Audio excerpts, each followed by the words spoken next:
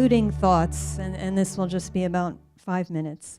So I just wanted to summarize here all of the talks that you heard today. I know it was a lot of information, probably at times overwhelming, but we're so glad that you have come along with us on this journey, and we want to continue to partner with you in disseminating quantum education to students while they are in K-12. So you heard some background from Shadi on educating the next generation. You heard some technical talks from Tsuchie, Dominic, and Aiden. And finally, I think you heard some great ideas about the experiences of students in quantum coursework, the experiences of teachers, and those who created the resources to support you in this work. So the activities that we can offer you here at Stony Brook, this is what we want to conclude with, what you can take away today. We have been offering professional development for teachers, one-day field trips for students, and summer camps for students. And we offer our activities both here at Stony Brook and at the New York Hall of Science in Queens. So the Freeport students went to Hall of Science. I think it was actually closer for you to go there. So I'll just share with you that the students who come to us come with a variety of backgrounds. So we don't want you to leave with an elitist notion of who is able to succeed in quantum physics. And I think our Freeport students address that issue very eloquently. So you can see that our students come with different math levels, different science levels, different experiences with science research. Their scores on their post-camp assessments did not depend at all on their prior course taking. They were not differentiated by gender. They were not differentiated by grade level. So we feel that the experiences students have in quantum education can be very equitable in terms of the outcomes.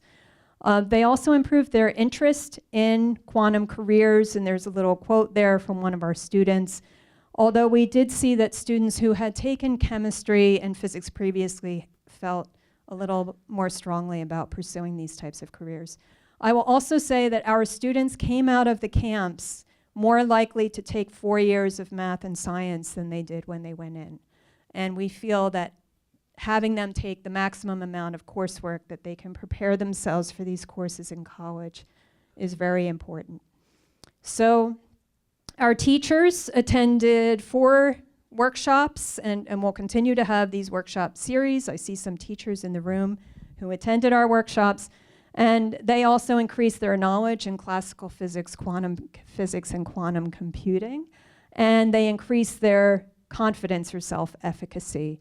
We train the teachers to also think about counseling students in terms of quantum careers, so that's a big part of what we do. So, all right, what do we have available? What can you do? What can you encourage your students to do? You've received a lot of handouts today. There are things in your folders. We encourage you to take everything off the tables. The curricula, the information from Brookhaven that we shared with you, and their outreach activities. We are going to have a summer camp this year at Stony Brook the last week of June. Our registration just opened for that. You have a flyer for that in your folder.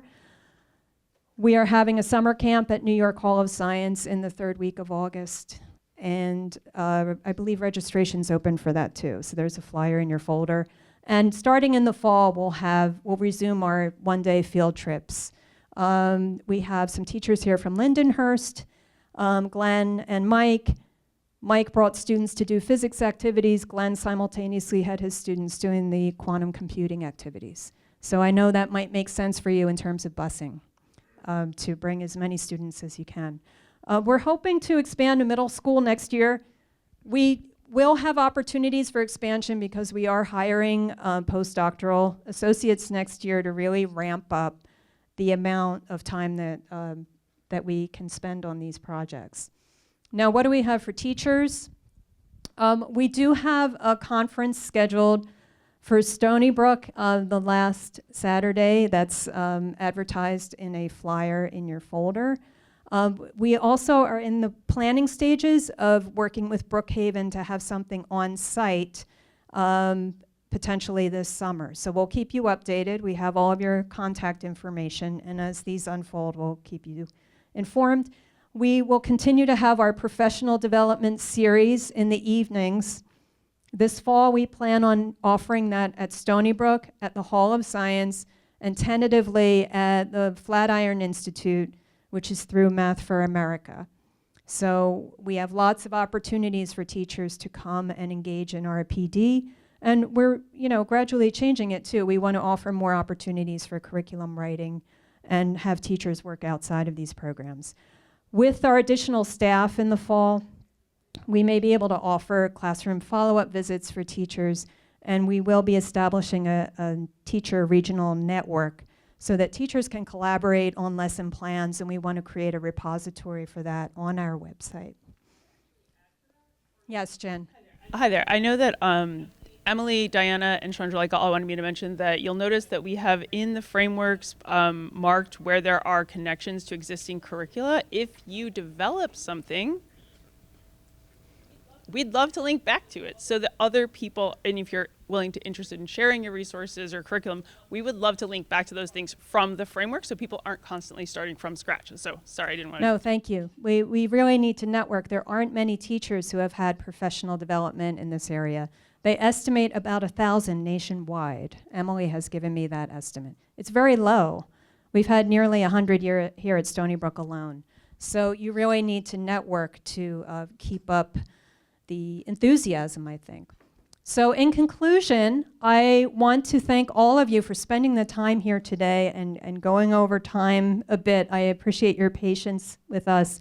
We do have lunch for everybody waiting for you outside, so you can bring it with you back to your buildings. And I've been told parking in the garage is free today.